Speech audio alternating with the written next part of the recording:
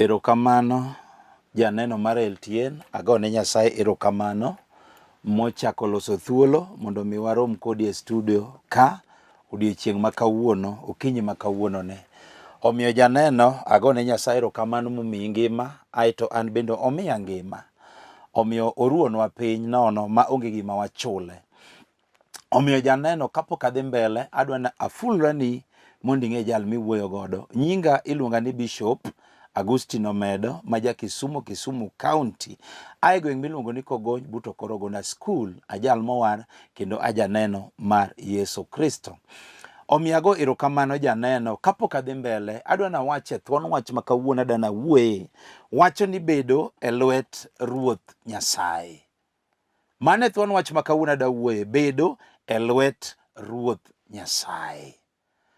Omiyo kapok adhi mbele kamoro amora ma intie adwani ikul wiyi mondo weche duto te waket e lwet Jehova.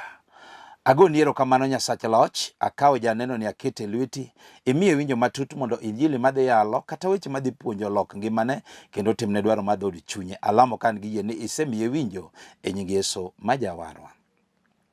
Janeno ka ok aketho sa mana kaka wacho ni thuon wach ma kawuono adwa wuoye ni wacho ni bedo e lwet Ruoth Nyasaye. En adier ni bedo e lwet Ruoth Nyasaye ber. Omiyo muma madwa somo kodi Samuel mar 2, 24, wabiro chako kare 13.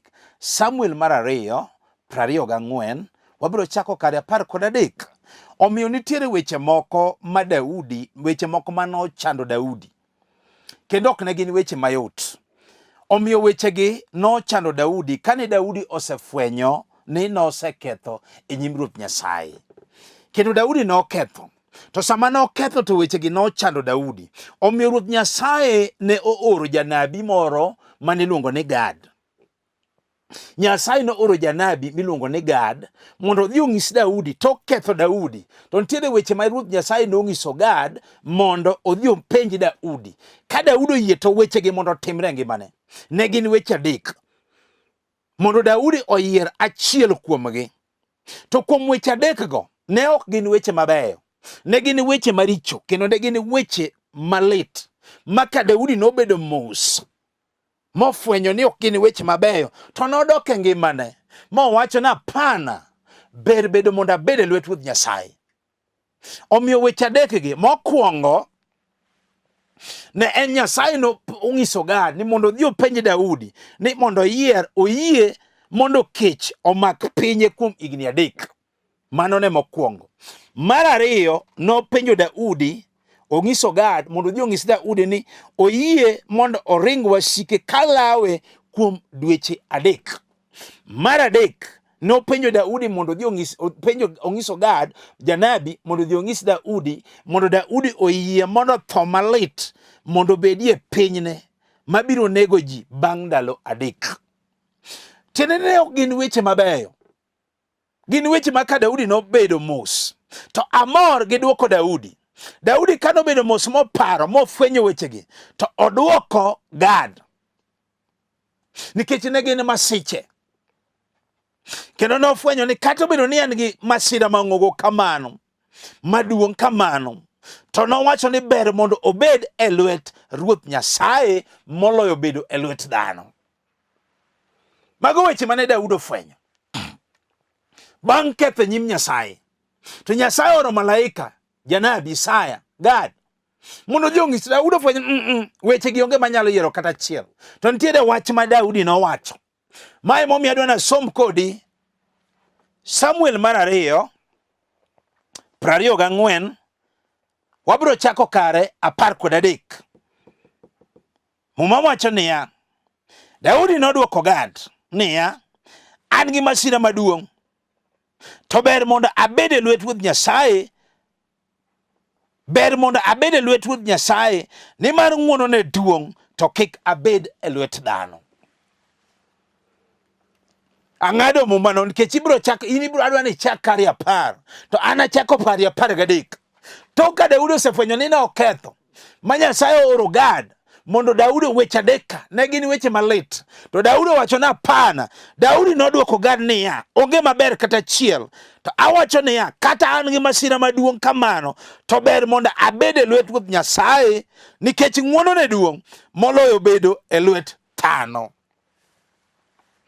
Kata okinyi ma kawuono ni adwa na wuoye gi mama moro, kata jaduong' moro, kata chiliel moro, kata nyako moro, kata kijana moro, kata nyathi skul moro, mano okete e lwet TV ma wacho ni bishop, ane ma ok anindo otieno, ane ma nigi masira mang'ongo, nikech weche kata nomako Daudi noketho. To adwa na wuoye gi ng'ato ma wacho ni Daudi nowacho ni en masira mang'ongo, ma ng'ato bo wacho ni pastor, ane ma an gi masira maduong' e ngimana. To kata masira osira kamano, tadwa na bed ka Daudi mano ofwenyo ni ya ber mondo bed e lwet Ruoth Nyasaye moloyo bedo e lwet dhano. Samoro en tuo Moses andi mathoth, bed e lwet Ruoth Nyasaye. Iwinjo kata en tije misemanyo ndalo mathoth to ok iyude, bed e lwet Ruoth Nyasaye. Iwinjo kata en dichwo misemanyo ma kendi otamore, iwinjo bed e lwet Ruoth Nyasaye. Kata en nyathi misemanyo ndalo mathoth to ok iyude, bed e lwet Ruoth Nyasaye. Kata en kwe mar ot moonge motamore ni ok bedie, bed e lwet Ruoth Nyasaye. Kata en ot, kata en golo dala emisemanyo ndalo mathoth otamore, bed e lwet Ruoth Nyasaye, nikech ng'wono ne duong' odhi timo. Kata be ni en ohala mane ichako to podho, bed e lwet Ruoth Nyasaye. Kata en tho mane ke dala uno iko higa ka higa, bed e lwet Ruoth Nyasaye, nikech ng'wono ne duong' obiro chungo tho. Kata be ni en kong'o momako dala, momako nyithindi mer matino chak gi ni Mr. DDO, Daily Drinking Officer, bed e lwet Ruoth Nyasaye. Kata en fie motamore ma jachien odagi ni ok inyal somo, bed e lwet Ruoth Nyasaye moloyo bed e lwet dhano. Magi e weche ma Daudi nofwenyo ni kare onge gima dhano nyalo konye, Nyasaye kende, nikech dhano en ng'ama rem. To amor gi weche Daudi mano ofwenyo ni mondo obed e lwet Ruoth Nyasaye moloyo bedo e lwet dhano. Wawach ni e timbe dhano iluongo no chung' tir ma Mungu chweyo. Iwinjo dhano nyalo eri mana ka nitiere gima oyudo kuomi, mano dhano. To e koro in gi lweti nono, giringi te makata osiepeni mano eri rumo te malal katicho rume lweti, mano dhano. Dhano nyalo eri mana kingima.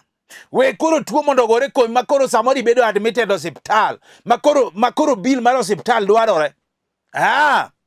Mi create nyaka WhatsApp group moki winjo mana ni left.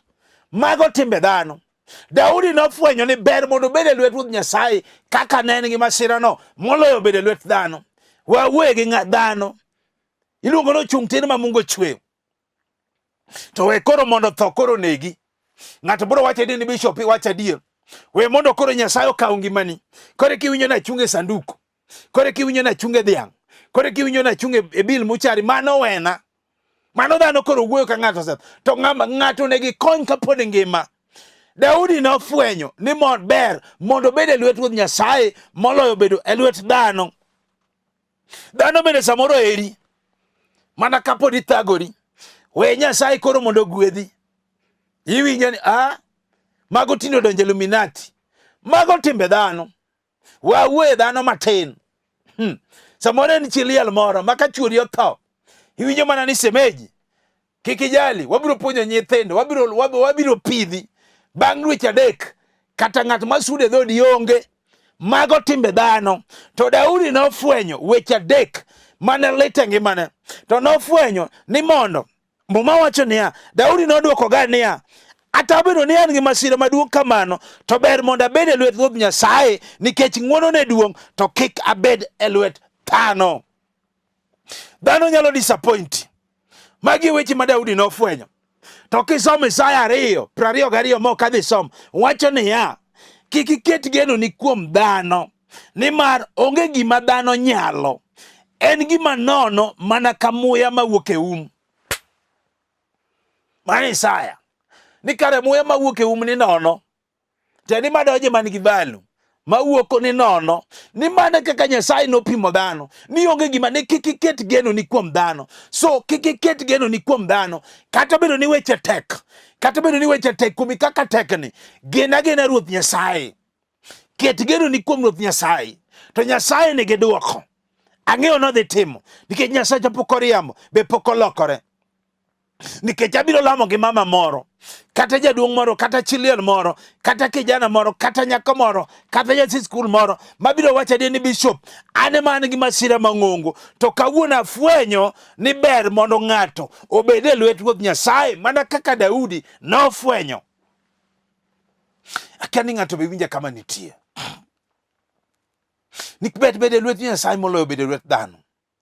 Kata bed ni en tuo ema oseketho dendi, matinde ji wacho ni in maiti mapok olande. Samoro isemuonyo yath ndalo mathoth, lokruok onge. Samoro en tuo maringe chogo kata maringe remo. Samoro en wich bar mosiko. Samoro en asma, kata ndulume, kata single cell. Beda bede lwet Ruoth Nyasaye, nikech Nyasaye changi kawuono. Nyasaye jachang, onge gima dhano nyalo. Weche mogo kikipimne ga dhano, nikech dhano onge gima nyalo, onge gima dhano nyalo timoni. Mana kaka Daudi nofwenyo cha. Chieng' moro kijana moro biro ira, ong'isa ni pastor, mama moro biro ira, ong'isa ni pastor, an go wadwa moro to lokore janeko. Adier en janeko to wuotho mane chichni. To nang'ise na lamo ni Nyasaye. Sama mama ni nobiro ira moyude mokele ira, sama na lamo ni Nyasach polo, aparo muma moro mondike Mariko. Jal moro mane Yesu oromo godo kodak mana Lang'ata, odak kaburini chamo wiye jomotho nikech nyo janeko. Tama noromo gi Yesu, iluongo na rad kodi, jal ma ka ng'ato rado godo timo miracle. Dogi jochiende noringo modonje ngurume. Sama na lamo ne kijana ni noyudo instant miracle, mowuok e oda kangima. Wawuoyo gi ng'at mawacho ni pastor, ane masira gi mang'ongo. Samoro kata bedo ni nyathi misemanyo ndalo mathoth to tamore. Misewuotho osiptende matindo gi madongo, lokruok onge. Samoro isemadho yedhe mathoth, lokruok onge. Samoro imako to wuogi dweche adek, jachien oketo ni ok inyal ting'o. Samoro osetimni operation, iwinjo ni golo growth emomondi ting'o. Samoro inyuolo tiwilo gi low, yani iko e tokot. Iwinjo Nyasaye wacho niya, beda bede lwet Ruoth Nyasaye. Muma wacho niya, beda bede lwet Ruoth Nyasaye, to kik ibede lwet dhano, nikech Nyasaye kelo dathi higani e nying Yesu. Wawuoyo gi ng'at machalo kamano, mabiro wacho ni bishop, ane mawinjo wach Nyasaye. Daudi nofwenyo wechegi. Adier ng'ato kofwenyo kawuono ni kobede lwet Ruoth Nyasaye to miracle nyaka timre. Adier ng'ato nena ka. Adier ng'ato onge kwe. Samoro ni kwe mionge ga ot. Adier manu kendo rukweroru. Ini yuak pile, Monday to Sunday, January to December, ini onge kwe. Samoro di chuo no ringi. Samoro ng'ato ni situ, ng'ato ni de bedroom. Samoro dhako no ting'o ot, temo we nyamasi. Idong kendi. Samoro di chuo adier tiyo tokine kata pesa ne. Ini luoko mana korieke mondo ichiem. Iluoko ne ji kichiem, nikech kwe koro onge. Iwinjo, muma wacho niya, beda bede lwet Ruoth Nyasaye. Nyasaye kelo kwe higani, kelo kwe e odi e nying Yesu. Akia ni ng'ato be winja kama nitie. Mabiro wacho ni bishop, awinjo weche miwacho. Mae momiyo Daudi nofwenyo. Ong'iso ga na pana. Kata bedo ni an gi masira mang'ongo kamano, to ber mondo abede lwet Ruoth Nyasaye. Nikech onge moloyo bede lwet dhano. Onge gima dhano nyalo. Dhano biro disappoint. Dhano biro wewi. Dhano nyalo wachi kikalo. Ber mondo Nyasaye mi bede lwete, mondo Nyasaye otimni. Mama moro chieng' moro biro ira, owinja kayalo. Ong'isa ni bishop, ane Manase aonge kwe oda. Noluongo mondo wadhi walam ne Nyasaye ode. Sama nochopo, makoro samoro gino weye. Iwinjo, nodhi kajuoga mondo miye yadh era, mondo chuoro ere, nikech kwe ne onge. Tadier ka juoga no miye yath, to koduoge ot, to yath backfire, molokore janeko. Koro noluongo mondo wadhi walam ne mama moro. To kwadhi to awinjo ka gino koweye, to timo neno kama nodhiye. Iwinjo, weche gi ne lit e dho chunye. To ndike sa 9:6 ni nikech nonyuolnwa jawar, adieri biro nyuolo wuowi, ni loch nobedi e lwete, ne duog nyinge ni jabura maono, Nyasaye maratego, wuoro manyaka chieng' kendo ruodh kwe. En ema onyalo kelo kwe. Mama cha nogeno kuom dhano, nikech ajuoga en mana dhano. To Daudi nowacho niya, ber mondo obed e lwet Ruoth Nyasaye moloyo bedo e lwet dhano. To gineno gima dhano notimone. Yath no backfire. Ber mondo Nyasaye ema ng'ato ringire, nikech en Nyasaye makelo kwe. Kata obedo ni dichwo misemanyo ndalo mathoth to ok iyudi, ma imanyo dichwo makeni to tamore. Adieri temo to kethore aketha. Samoro ited ka iya, iwinjo. Samoro adieri temo ka dhano, weche dhi gi dho chunyi. Samoro noriembi dala manitede, sani koro itanga. Adieri samoro ngi nyithindo adek, ng'ato ka ng'ato gi wuon-gi, weche gi lit e dho chunyi ni kama inyalo dakie onge. Akia ni bende awuoyo gi ng'ato. Samoro idak kendi nena ka sani, ipango odi kendi, dichwo noriembi, weche gi lit e dho chunyi, ikia ni chak kanye. Samoro bende nikawo nyithini tero ne mamau, mamau matino loko japidi, to tinde mamau duong', to matini loko japidi. Ema piro ni nyithino tioro ne tini ndiko Omedo, ok awachi ni tid mej rach. Iwinjo, jachiel nyalo ketie tich mane ok isomo. To Muma wacho niya, ber mondo ibed e lwet Ruoth Nyasaye moloyo bedo e lwet dhano. Nyasaye miyi dichwo higani e nying Yesu.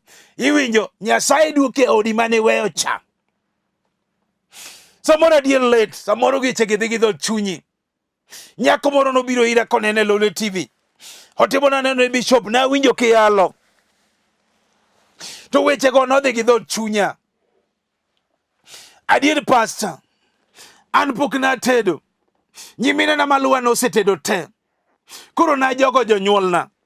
Ingene nyalo kale weche moko manyaka jonyuol jog kodi. Koro jonyuol ng'ise, osin kode, dwani mondo dhi otedi gi thuon. To kare jachiene manogeng'one, tiende ni no jogo nyaka jonyuolne. Sama nowinja ka yale Lole TV ni, ang'ise ni bed gi yie nikech nyalore ni ng'amo yie. Sama ne alamo kode Nyasaye, duoko noyudore. Kendo nyako ni e ode sani higa achiel. Iwinjo kang'o matek matamo Nyasaye. Ber mondo ibed e lwet Nyasaye moloyo bedo e lwet dhano. Magi e weche ma Daudi nofwenyo ka noseketho mbele Nyasaye. Kata bedo ni en gi masira mang'ongo, to nowacho niya, ber mondo abed e lwet Ruoth Nyasaye moloyo bedo e lwet dhano. Kata en tich misemanyo, wawuoyo gi ng'at mosemanyo tich. Misemanyo tich, mamanyo tich olokore tich. In gi papers, samoro se apply mathoth, duoko pod otamore. Ing'isi mana ni kuja kesa hakuna kazi. Kamoro mana midhiye ino kawi. Ineni mana ka kwenda huko. Adier samoro ni itiyo to noriembi kama ni itiye. Mageno ti ma in go orumo. Samoro miyo dhako tindo chai. Samoro osiepeni bende chai. Iwinjo, Nyasaye wacho niya, Muma wacho niya, bed abeda e lwet Ruoth Nyasaye moloyo bedo e lwet dhano, nikech tich yudore higani e nying Yesu. Nyasaye kelo tich. Kijana moro biro ira. Ong'isa ni bishop, na winjo kiyale Lwet TV. Pastor, an gi papers kendo an gi nakalo. Kendo an gi degree. To jachien odagi ni ok anyal yudo tich. Asetemo ka dhano tamore. Na ang'ise ni bed gi yie sama nomanya. Duto nyalore ni ng'amo yie. Ang'ise ni magi chunyi madalo mochamo orwado lwete ni motamore ni ok inyal yudo tich. Sama na alamo ne Nyasach loch. Nyasaye man gi duoko. Nyasaye mawacho ni gimoro amora mane ok opidho ipudho. Mano Mathayo 15:13. Adier nopudhi chunje mag thier mano yudo tich e nying Yesu. Muma wacho niya, ma Daudi nofwenyo ni ber mondo ng'ato bed e lwet Nyasaye moloyo bedo e lwet dhano. Nyasaye noyudo, nomiye tich. Nikech nogeno kuom dhano. Chieng' moro timo na neno ni kamoro nodhiye, mokwaya asoya, 20,000 ni mondo korwake tich. Pesa no nodhi molal. Nogeno kuom dhano. Nitie Nyasaye machiwo tich makata ok igolo asoya. En odwaro mana yie kende. Nyasaye madwaro mana yie kende. Kata kawuono ng'ato mawinje lolo TV, Nyasaye biro timo, nikech owacho gik igen kuom dhano, gen kuom Nyasaye. Kata obedo ni dhako emisemanyo mikendo to tamore, inipango mondo mi ikendi, weche gi ruchore malal. Adieri pango to chunyi chido godo maruchre malal chuth. Tini wacho ni apirach. Samori kendo to moni weya be okuchwanyru. Wawe gi ng'at machalo kamano. Adieri samoro pango muken mi wacho ni higa ni takendo. Adieri kochopo nyako loro ni nyaka simo. Miwinji ka simo more maduoki ni mteja patikani. Iwinjo kawuono muma wacho niya, ber mondo bede Lwet Ruoth Nyasaye moloyo bede lwet dhano, nikech onge gima dhano nyalo. Nyasaye mi dhako higani, kata chiegi nodhi, Nyasaye kelo e nying Yesu. Wawuoyo gi joma chalo kamano. Mabiro wacho adier ni Bishop, an ema winjo wach Nyasaye. Kare ng'ato nego bede Lwet Ruoth Nyasaye moloyo bede lwet dhano. Onge gima dhano nyalo. Dhano en gimorem. Kendo dhano nyalo disappointi. Dhano nyalo eri mana ka in godo, to kionge go dige ringo magiwe chuth. Hidong mana gi Nyasachi ji ariyo kende. Mai ma kawuono Daudi nofwenyo ni weche gi kata nobedo malit e ngimane, to nofwenyo ni ber mondo bede Lwet Ruoth Nyasaye. Kata en ohala ema ne chako to podho. Samoro ichako to chunyi chida.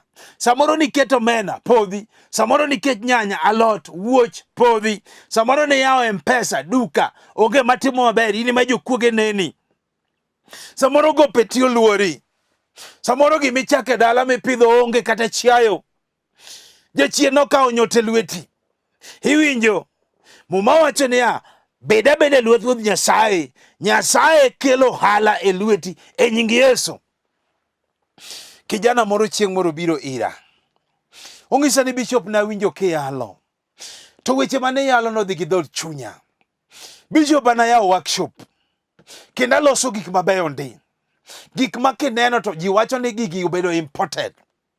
Tadier Bishop, an gik maloso tieko higa achiel kata ng'ap no nyiewo onge. Nang'ise ni magi chunje mag thier. Magi chunje motami ni ok inyal timo ala. Sama nomanya to alamo kode Nyasaye. Nyasaye manigi duoko. Nyasaye matimo maber. Mamo mondika Isaya 22 kare 25. Ni Ruoth Nyasaye wacho niya, en gi teko mar timo gik madongo. Nyasaye notimone. Nopudho musumal manogur motegno ni ok onyal timo ala. Sama nalamo ne Nyasaye duoko noyudore. Kendo jali nouso. Kendo sani nochako yawo kamoro manyien kendo. Tiende ni ng'ato kogeno kuom Nyasaye duoko yudore moloyo geno kuom dhano. Wawuoyo gi ng'at machalo kamano, nikech abiro lamo kod Nyasach loch. Nyasaye manigi duoko. Nyasaye ma bade ok chiek. Aluonge nongo wang'e riek sune mar okinyi Jek Nyadundo. Entiere e studio ka. Odwaro mana yie kende. Jal ma wacho ni Bishop, adwa na gen kuom Nyasaye. Kare geno kuom dhano, dhano en gimorem. Geno kuom dhano. Chieng' moro aparo ka Yesu wuotho gi Jairo. Giwuotho gi Jairo. To Jairo nyare otho. To ka Jairo nyare osetho, to joote moko wuok e od Jairo. To gibiro giwinjo giyudo ka Jairo wuotho gi Yesu. To gikelo negative report. Dhano nyalo kelo negative report. Ne gikelo report mar tho. To ka giyudo Jairo, to ging'iso Jairo ni Jairo nyari osetho. Ere gimomiyo pod ichando japuonj? Gikia ni Jairo ni to wuotho gi ng'ama chalo nade. Gima moro ni Yesu nokodewo weche joka. To nolokore to ng'iso Jairo ni Jairo, weche ariyo kende, kik ibed maluor, to bed mana gi yie motegno. Sama Yesu nochako wuoth modonjo e od Jairo, nyar Jairo nochier. Onge gima tek matamo Nyasaye. Kata bed mana kong'o mar dala motamore ni ok nyal rume ot kata dala. Ma in nyithindi madho kong'o, matino chagi mana ni Mr. Didio, daily drinking officer. Onge matimo maber kata chiel e dala. Nyasaye timo kawuono. Adier, samoro onge mayudo tich nikech kong'o. Kong'o mono gigedo kendo nyombo. Kawuono winjo ka Nyasaye timo, nikech muma wacho niya, ber mondo ng'ato bede Lwet Ruoth Nyasaye moloyo bede lwet dhano. Kendo kong'o rume dala ni chop. Akia ni ng'ato be winja kama nitie. Ng'ato be winja kama nitie. Kijana moro no winja kayo lo TV to kawo namba na. Ing'eni gimo jogi eminyalo gocho ne jatich Nyasaye. No gocho na kae ne gweng' moro. pokanene gi wanga. Ungisa ni pata kongoro mochunya. Na ngisa na ngeno kimadh kiero. Magi chunye madalo mano toka kongo. Samana lamo ne simu. Tok lamo ne. To bang dakika adek. Ogoche no ngisa ni pasa samane lamo na cha. Awinjo ka gimoro chalo gima wuok kuoma ma ng'ok. Saka no ng'ok no. E kaka rich kongo no lal. Moyudo instant miracle. Kata kawuono awinjo kobiro timo. Iwinjo wawe gi ng'at mosedwaro mondo miyo nyuomi dhok dala otamore mama moro. Adier chuori osepango mondo nyuomi kethore aketha nyaka jolupni maluwi nose nyuom dhok te inidong nyamasi. Adier ipango mondo mi nyuom chiegi weche gi ruchore malal choth. Muma wacho niya ber bedo e lwet Ruoth Nyasaye moloyo bedo e lwet dhano kendo inyuomi higani e nying Yesu. Nyasaye inyuomo chiegi higani e nying Yesu. Onge gima tek mano setamo Nyasaye. Wawe gi ng'at mosemanyo ot kata gedo kata golo dala. Inipango to kethore aketha. Samoro chunyi chido godo. Samoro mabati ni piny, musmal ni piny. Ipango mondo mi gedi otamore. Ipango mondo mi gol dala otamore. Adier samoro ni ichako ot gedo nochungie kore. Muma wacho niya kik ibed maluor. Ket geno ni kuom Nyasaye, we geno kuom dhano, nikech onge gima dhano nyalo. Ang'o matek matamo Nyasaye? Wawe gi nyathi skul moro, ma bendo kete lolo TV sani, ma skul fee no tamo, samoro chon no riek, tindo dok mana chien. Iwinjo, muma wacho niya, ket geno ni, beda lwet Ruoth Nyasaye, moloyo bede lwet dhano, nikech Nyasaye timo kawuono, kendo ibiro somo michop nyaka university. Adwana som kodi muma mogo gik mondo alam kodi Nyasaye. Luka 18:27 wacho niya gik ma dhano ok nyal Nyasaye ema nyalo. Mana kamano. Luka 18:27 wacho niya gik ma dhano ok nyal. Mae momiyo Daudi nofwenyo ni ber mondo bed e lwet Ruoth Nyasaye moloyo bedo e lwet dhano. To ndiko no wacho niya gik ma dhano ok nyal Nyasaye ema nyalo. Adwa ni kela ne ko nikech adwa nalam kodi Nyasaye. Weya ne gimetimo. Ndiko wacho niya Nyasacho bado ok chiek bende ito kodino. Akia ni ine piny mane. Weya ne gimetimo. Kinyalo mako timiti make. Kinyalo go chonge penye tigo mondo ikaw yie. Nikech awinjo ka Nyasacha ni dhi timo miracles. Wala mo Nyasaye. Ago ni erokamano Nyasacha loch. Akawo janeno ni akete lweti. Kawo mama ni, akawo chiliel ni, kawo jaduong' ni, kawo nyako ni, akawo nyathi skul ni akete lweti japuonj. Nyasaye loch. Wafwenyo ni onge gima dhano nyalo. Kare ber mondo mi wabede lweti Nyasaye. Dhiye kama entie timne miracle. Alamo kan gi yie ne timone e nying Yesu majawar. Janeno mana kaka owacho ni nyinga iluonga ni Bishop Agustin Omedo. Aja Kisumu County. Ajal mowar kendo janeno mar Yesu Kristo. Ma kanisa na maleme iluonge ni House of Hope and Redemption International Church. Wayudore gweng' mar Babadogo Primary kanye mawane gi all. Ji mang'eny osekawo namba no yudo konyruok. Ka in e chuny town ka ikawo namba 25 Lori Mwecho Terminus tigo namba na mabiro weyo nini. Kapok awe namba na ago erokamano jololo TV te. Nyasaye mondo gwedhi Chamo Chola, director Nyasaye ogwedhi Niko Kelo, nyaka director mar kamera makawuon Nyasaye mondo gwedhi, nyaka jotich Nyasaye Bishop Apostles mayalo weche mangima e Lolo TV ka. Nyasaye mondo wiru kendo umu. Namba na mar simu en 0726 843941. Anuoyo 0726 843941. Namba machielo minyalo dago en 0750 383499. 0750 383499. Kao kamano to Nyasaye mondo gwedhu. Shalom.